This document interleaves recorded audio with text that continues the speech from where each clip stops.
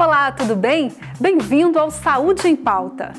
Hoje vamos falar sobre medicamentos, quando e como usá-los. E ela não vê que ela está prejudicando a sua saúde e a saúde dos outros com a resistência microbiana. Saiba o que a regionalização da saúde representa no atendimento a você e à sua família.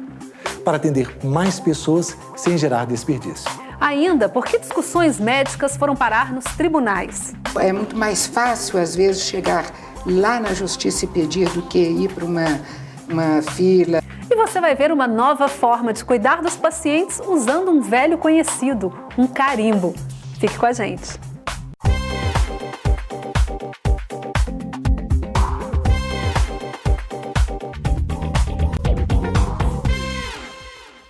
Medicamentos são aliados da saúde quando bem usados. Mas entre as promessas da indústria farmacêutica e o bem-estar do paciente, existe uma série de cuidados a serem tomados. Nós vamos conversar com o vice-presidente do Conselho Regional de Farmácia de Minas, Claudinei Ferreira. Olá, Claudinei. Acho que uma boa palavra para resumir nossa atitude em relação aos medicamentos é prudência, né? Sim, a prudência acima de tudo e o cuidado com a sua própria saúde.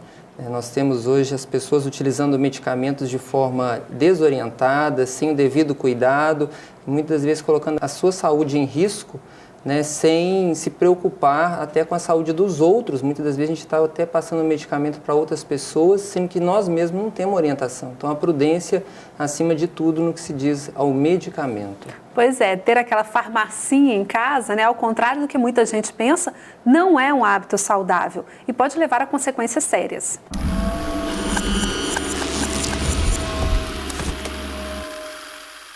Eu sempre tive muito medo de ficar doente, não dá pra negar. Eu lembro que quando eu tinha mais ou menos uns 15 anos, eu achei que tinha pegado tétano. Eu tinha cortado o dedo num grampo de papel fazendo uma prova na escola. Eu só sei que quando eu cheguei em casa, eu peguei todos os livros que eu tinha e comecei a pesquisar sobre os sintomas do tétano. A hora que eu vi que causava rigidez nos músculos, na mandíbula, pronto. Passei o dia inteiro abrindo e fechando a boca. É sério, eu me preparei para o pior. Mas é claro, eu não tava com tétano. Isso é só para você ter uma noção da minha neura com doença. E essa neura sempre me fazia pesquisar sobre todos os males que podiam de uma hora para outra levar minha saúde embora. E aí, com esse suposto conhecimento sobre doenças, surgiu uma vocação de descobrir que tipo de doença que eu tinha e o pior, de tomar remédio por conta própria. E se eu fosse sair de casa por mais de um dia, eu levava o meu kit salva-vidas comigo. Eu pensava, afinal, de médico e louco, todo mundo tem um pouco, não é mesmo? Pois é. Mas quando eu fiz 20 e poucos anos, eu comecei a ter problemas para urinar.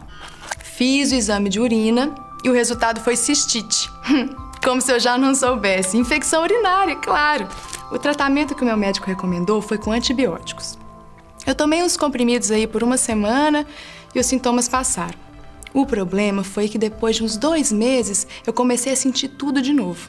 Aí eu pensei, vou tomar os mesmos remédios que eu tomei antes e vai estar resolvido. Mas adivinha? Depois a minha amiga veio me ver de novo. Eu lembro que era Réveillon, e aí eu tomei mais uns comprimidos de antibióticos e o incômodo passou, deu um tempo.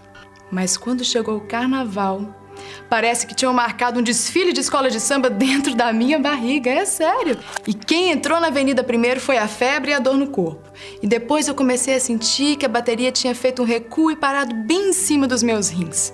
Eu nem preciso falar que a festa acabou ali, né? Eu fui parar no hospital. E os exames mostraram que as bactérias que tinham causado as infecções de antes não morreram e ainda tinham atacado meu rim. Sem falar do risco que eu corri dessas bactérias irem parar no meu sangue, o que é muito sério, dá até morte. O médico que me atendeu falou que se eu tivesse feito outra consulta logo que a infecção voltou da primeira vez, não tinha dado problema nenhum. Moral da história, eu fiquei mais de uma semana internada. Pra ficar boa demorou mesmo assim mais ou menos uns 15 dias. Depois disso, todos os antibióticos e a minha farmácia particular eu joguei no lixo. Esse negócio de ficar tomando remédio por conta própria não dá certo, viu? Eu aprendi, nunca mais. Eu acho que esse negócio de dar uma de médico tá mais pra coisa de louco. Pois é, Claudinei, para combater esses danos da automedicação, a lei que mudou a exigência para a compra de antibióticos ajudou demais, né? Agora é só com receita. Já era só com receita, né? Só que agora, além de eu apresentar a receita, eu preciso reter a receita nas farmácias e drogarias. Então, isso foi uma forma do órgão sanitário de melhorar ainda mais a exigência na compra dos antibióticos. Porque a gente tinha o costume das pessoas comprarem os antibióticos até mesmo sem a receita e tomando um antibiótico sem orientação, sem devido cuidado e talvez até de forma incorreta, né? Tomando medicamentos durante 2 dias, 3 dias e suspendendo o uso por conta própria. No caso dos antibióticos, essa história de suspender o uso tem um risco mesmo, sério. Claro, a gente já está num quadro de saúde pública onde a gente já tem bactérias que são muito multiresistentes a vários antibióticos, principalmente no ambiente hospitalar. Então é uma coisa muito séria, porque se eu tenho que tomar um medicamento de 8 em 8 horas durante 7 dias, eu tenho que tomar durante os 7 dias, porque se com 3 dias eu já estou tendo uma melhora clínica, só que eu não consegui ainda eliminar todos os micro-organismos, ainda tenho bactérias que estão ali crescendo. Então se eu não tomo durante o tempo correto, esse medicamento depois, ele não vai produzir o mesmo efeito com a amigdalite, com a otite que eu tenho hoje. E tem tratamentos a longo prazo, doenças que são difíceis de combater por isso, né? Uma tuberculose, por exemplo, que a pessoa não tem aquela persistência no tratamento, né? De usar o remédio direitinho. Não usar o medicamento dentro do horário pré-estabelecido, né? Dentro da posologia, de 8 em 8 ou de 12 em 12, e principalmente com o tempo de adesão do medicamento. Porque se você tem que tomar um medicamento por 14 dias, com 6 dias você já está bem, você não tem aquela vontade, aquela persistência de querer tomar durante os restantes dos dias. Fala, para que eu vou continuar tomando um antibiótico, sendo que eu já melhorei? Então ela suspende por conta própria.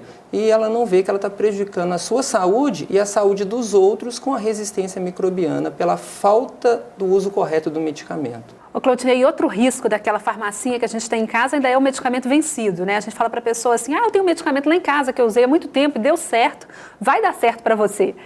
Nós temos essa cultura de guardar esses medicamentos que nós utilizamos, pensando que amanhã eu possa adoecer novamente e venha utilizar, ou passar para uma outra pessoa que possa precisar desse medicamento. Então, não só a farmacinha que eu tenho em casa, mas a farmacinha que eu carrego dentro da bolsa ou até dentro de um porta-volumes do carro.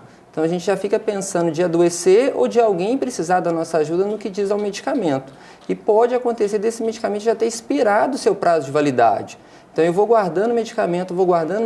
Na hora que eu vou usar, eu não olho o prazo de validade do medicamento e estou até utilizando um medicamento que não vai me produzir efeito nenhum, ou o contrário, pode até prejudicar a minha própria saúde, porque a validade do produto já venceu, né? Já expirou. Aqui no nosso estado, o programa Farmácia de Minas está ajudando a evitar esses enganos. Além de receberem os medicamentos de graça, os pacientes são orientados pessoalmente por profissionais.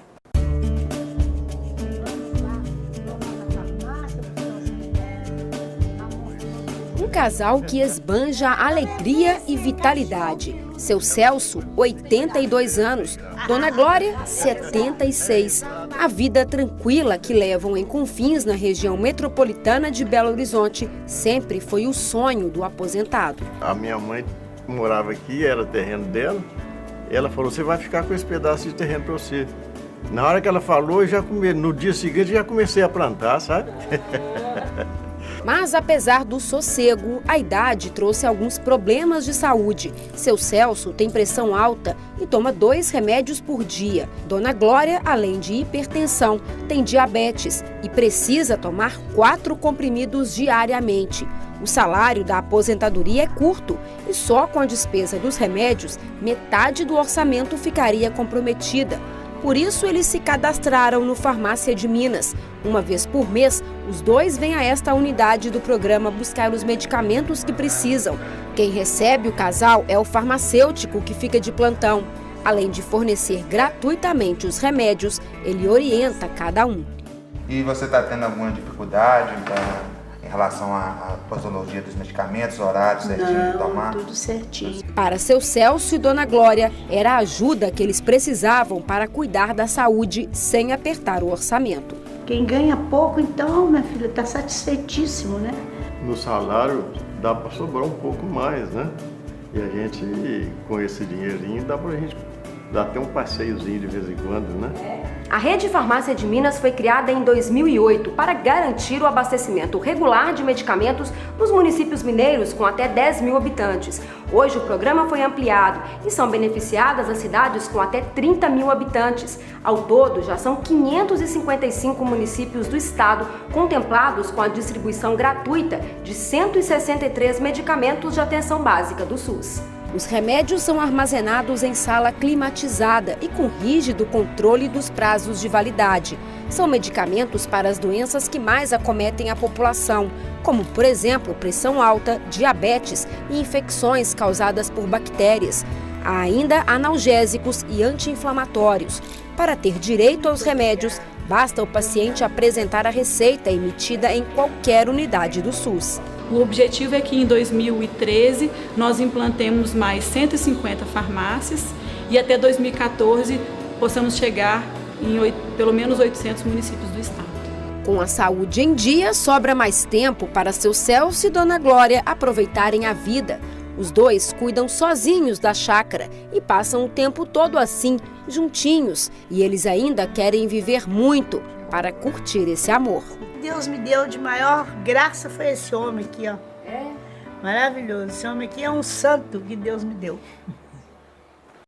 Claudinei, é um ganho para essa população, né? Sim, é um grande ganho para a população, principalmente com a farmácia de Minas. A gente tem hoje os medicamentos gratuitos com uma acessibilidade maior para as pessoas de municípios de pequeno porte. E além de eu ter esse medicamento com uma acessibilidade melhor, gratuito, eu ainda tenho a figura do profissional farmacêutico. Muitas dessas cidades pequenas nem tinham um farmacêutico, né? Com a farmácia de Minas, uma das exigências, né, do governo é que dentro do programa tem que ter um profissional farmacêutico responsável pelo armazenamento, pela distribuição e dispensação desse medicamento para toda a população.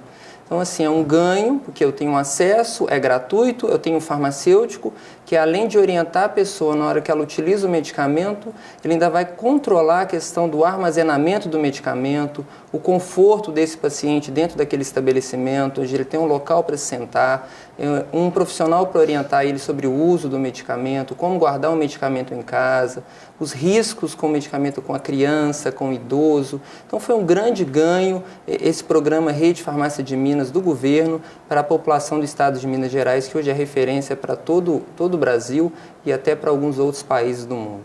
Agora, Claudinei, para aqueles medicamentos que a pessoa ainda precisa comprar, adquirir, qual que é, vamos tirar aquela história do mito, do genérico, do similar, do de marca, não, mas o de marca faz mais efeito, isso é mito, né?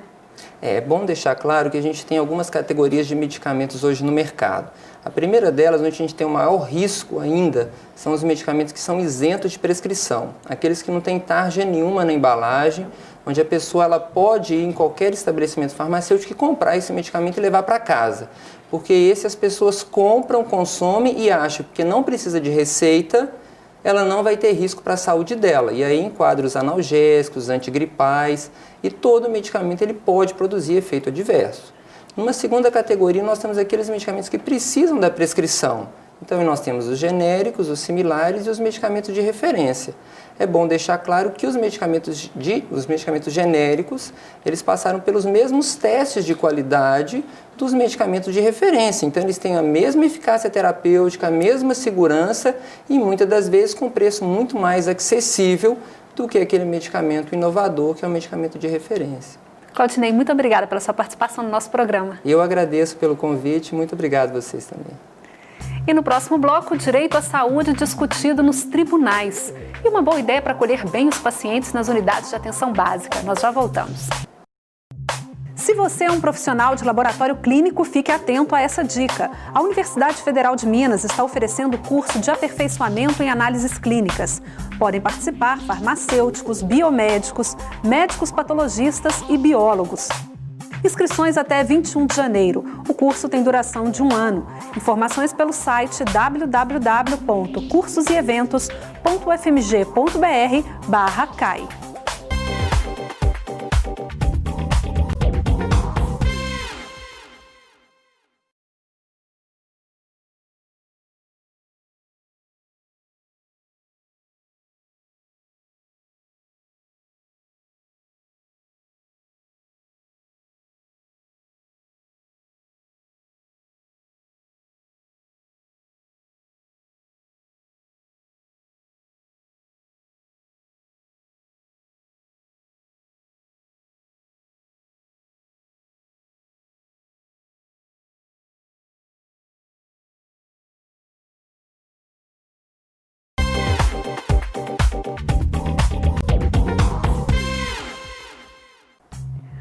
sabia que agora dá para consultar informações sobre planos de saúde no site da ANS, a Agência Nacional de Saúde?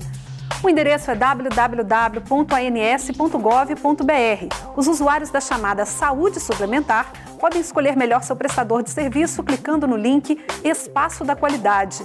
Há dados sobre desempenho das operadoras, lista daquelas que estão suspensas, índice de reclamações de usuários e os programas de prevenção que são oferecidos. É mais segurança para quem pretende contratar um plano de saúde.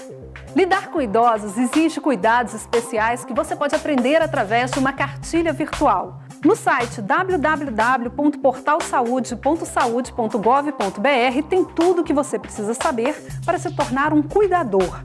No link Saúde para Você, clique em Idosos. Depois é só acessar o guia prático.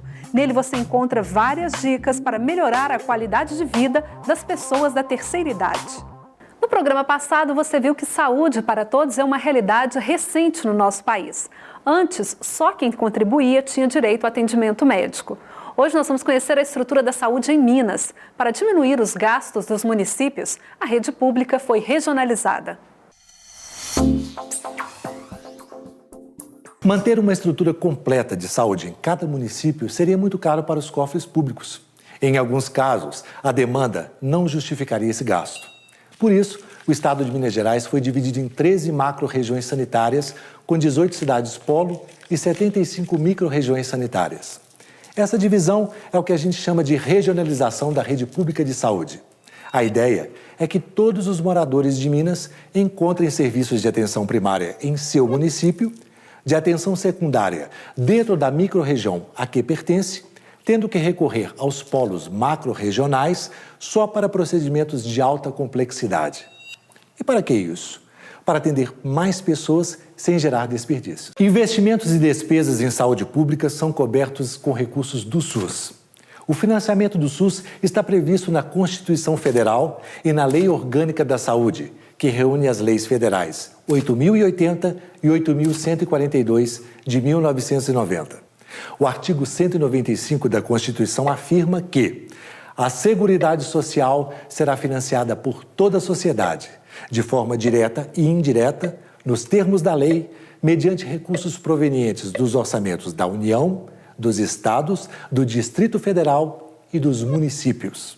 De forma geral, são previstos as fontes de financiamento, os percentuais a serem gastos em saúde e, inclusive, a forma de divisão e repasse dos recursos entre as 3 esferas de governo.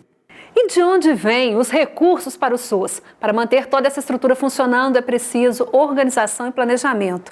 Isso você vai ver na semana que vem. E agora nós vamos conversar com a desembargadora do Tribunal de Justiça de Minas, Vanessa Verdolim Hudson de Andrade, e com o promotor Gilmar de Assis, que é coordenador do Centro de Apoio Operacional das Promotorias de Defesa da Saúde do Ministério Público Estadual. Muito bem-vindos, muito obrigada por estarem aqui. Desembargadora, a questão da saúde invadiu mesmo os tribunais. A demanda é cada vez maior nessa área. Sem dúvida. E isso se deve também até à atuação do próprio tribunal, porque quanto mais se julga, mais repercute, principalmente na área social, e a notícia espalha e todo mundo quer buscar o que tem de direito. Se não consegue administrativamente, vai buscar na justiça. Isso é uma coisa normal, né? E esse aumento, doutor Gilmar, esse aumento nem sempre é positivo, né? Ele também pode significar um excesso de trabalho nos tribunais que não gera soluções boas. Perfeito. A gente costuma dizer que nós temos 2 tipos de judicialização. A judicialização reflexiva, que é essa judicialização que desestrutura, a judicialização que atua à margem das políticas públicas e do próprio Sistema Único de Saúde. E temos também, por outro lado, a judicialização refletida. A gente quer crer que essa é estruturante, que baseia principalmente na perspectiva de o gestor ter que implementar as políticas públicas de saúde já existentes. Às vezes nós já temos políticas públicas de saúde já existentes, já aprovadas, por protocolos clínicos, diretrizes terapêuticas, mas que na prática o gestor não as implementa. E aí o uso do judiciário é justo, necessário e positivo. Perfeito. Né? Mas a maior parte das ações hoje vem de qual tipo de ação? Da reflexiva ou da refletida? Eu entendo que a maior parte precisamente sobre medicamentos e alguns casos de internação e cirurgia, mas preponderantemente de medicamentos. E como é que é isso, desembargadora? A pessoa entra com uma ação pedindo uma medicação, por exemplo, que o SUS não oferece ou que o plano de saúde dela não oferece? Olha, deveria ser assim. Na omissão de políticas públicas, omissão do Estado, do município e da União, então viria o paciente, seu advogado, pedir. Mas, na realidade, não é isso que tem acontecido. Na realidade, quando nós vamos decidir, depois das informações prestadas, nós chegamos à conclusão que aquele medicamento que é pedido perante o município, às vezes já é prestado pelo Estado, pelo SUS, pela União. Então, não é sempre a omissão que leva, às vezes, muitas vezes, para furar uma fila. É muito mais fácil, às vezes, chegar lá na justiça e pedir do que ir para uma fila, esperar no balcão, às vezes ser mal atendido. Então, tem muitas coisas que nós temos que ver. Outra coisa que nós já chegamos à conclusão que existe é um lobby de laboratórios. Nós vemos, por exemplo, só para citar um exemplo, nós temos 2 medicamentos feitos pelo mesmo laboratório, fabricados pelos mesmos laboratórios, que é o Avastin e o Lucentis. Eles são para câncer. Um custa cerca de R$250 e o outro R$9.000. Tem o mesmo princípio, não o mesmo princípio ativo, mas eles são similares e têm a mesma finalidade. E ambos são eficientes, são eficazes para o mesmo tratamento. No entanto, muitas vezes chega o pedido do mais caro e o que é mais barato fica postergado, e sendo que muitas vezes também acontece de existirem diversos medicamentos que são similares àquele que está sendo pedido, e o médico vem e pede sem nenhuma comprovação de que aquele que é disponibilizado pela saúde pública não é eficaz. Então, é uma coisa muito interessante, são fatores diversos. Aí, desembargadora, quer dizer, é uma questão médica, né, promotor? E se o medicamento não está na listagem oficial, mas que o médico assistente insiste em razão multifatorial que tem que ser aquele, então nós exigimos dele, o médico, um relatório médico detalhado, que é diferente de uma prescrição, para que ele possa apresentar as evidências clínicas e o convencimento terapêutico para que nós possamos dar agasalho a essa pretensão. O cidadão quer ter, merece ter a justiça como aliada nessa área da saúde. Mas qual que é a orientação? Até que ponto? Onde que vira um uso errado, ruim, distorcido da justiça? O que acontece é que nem sempre aqueles que buscam os escritórios de advogado, o Ministério Público, a própria Defensoria, são pessoas que têm condições de fazê-lo. Ou seja, uma grande margem da população, ela fica fora desse direito. Daí a nossa intensa preocupação, né, desembargador, de estarmos atuando na resolução das causas e não no varejo, para que cada vez mais políticas públicas inclusivas, mais abrangentes, possam ser implementadas de modo que todos delas se beneficiem, já que o sistema é único. Um trabalho até preventivo, né? E a senhora, desembargadora, o que a senhora diria para o cidadão? O judiciário está aí para ajudar. O que eu digo para o cidadão é o seguinte: se ele precisar, realmente ele tem que procurar, porque o judiciário é a última esperança daquele que necessita. Vá ao judiciário, mas eu até peço que não procure quando não for preciso. Não procure com má fé, má intenção, para furar uma fila. Por exemplo, na cirurgia bariátrica nós temos muito disso. A pessoa pode aguardar e tudo, mas vem dizendo que é questão de risco de morte. Risco de morte, nesse tipo de cirurgia, a maioria existe. Então, nós temos que orientar o povo. A partir do momento em que existe uma procura muito grande, é o próprio povo que ficará prejudicado, e quem fica mais prejudicado é aquele que mais necessita. O mais importante é esclarecer ao povo. Não vá na correria, não vá atrás de notícias de que na justiça, notícias de que na justiça é mais fácil. Não. Vá quando for realmente necessário, porque senão estará sendo prejudicado o atendimento coletivo. O que nós temos visto é que tanto o Estado quanto os municípios, a União, têm gasto muito mais, mas infinitamente muito mais, com o atendimento na judicialização da saúde, em virtude de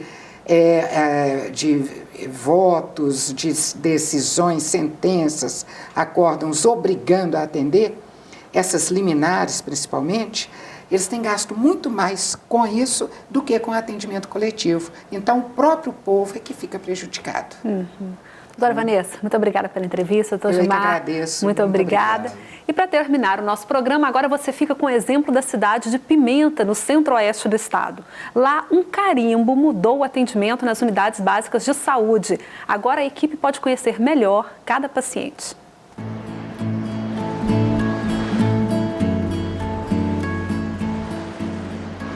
É porque a gente vinha para consultar, sabe? Então, o médico não sabia o que a gente tinha. Aí a gente tinha que explicar para ele, né? Aí agora não precisa, porque tem o carimbo, já vem tudo escrito. Aí já sabe o que está acontecendo com a gente. A ideia do carimbo surgiu quando nós percebemos que muitas vezes a presença do usuário na unidade básica de saúde, ela não era totalmente, digamos assim, aproveitada. Então nós tentamos sistematizar o atendimento para que a presença do usuário na unidade básica de saúde fosse realmente proveitosa para ele próprio, para a equipe de saúde. O carimbo, ele tem primeiramente a data, né? Tem a pressão arterial que a gente afere e coloca. A gente põe o termômetro, afere se a pessoa está com febre. Tem o peso e a medida, o índice de massa corpórea, também pede o cartão de vacina, né? Também a gente olha a glicemia, né, capilar dos diabetes, coloca nesse carimbo, a data da última menstruação e a data do preventivo, do último preventivo da paciente. O paciente, ele chega na unidade, ele passa pelo acolhimento e aí o paciente já vai passar para o atendimento com o técnico de enfermagem. O técnico, ele vai usar o carimbo, ele vai colher essas informações e aí ele vai passar para o médico. Então, a partir daquele registro, o médico ele já vai começar a direcionar o acompanhamento do paciente. Então, existe um carimbo de adulto, existe um carimbo de criança, onde consta principalmente o aleitamento materno. E existe um carimbo para que rastreie tuberculose e hanseníase. Hoje o paciente ele chega lá, né, ele vira pra gente e fala assim, nossa, como mudou, porque antigamente eu vinha aqui e só olhava a pressão e eu ia embora. Hoje não, hoje vocês já me encaminham, né, me encaminham pro nutricionista se precisar, né, pro médico, né, pras especialidades que a gente tem no postinho. O carimbo, ele permite você conhecer a sua população, permite você identificar o risco de adoecimento desses usuários do serviço, né? Então, você vai direcionar os seus pacientes se baseando nas informações do prontuário. Eu falo com ela, eu tenho diabetes, eu tenho pressão alta. Aí você com o carimbo, você sabe o que a gente já tem, né? Aí eu consulto com o médico. É bom. Agora é bom.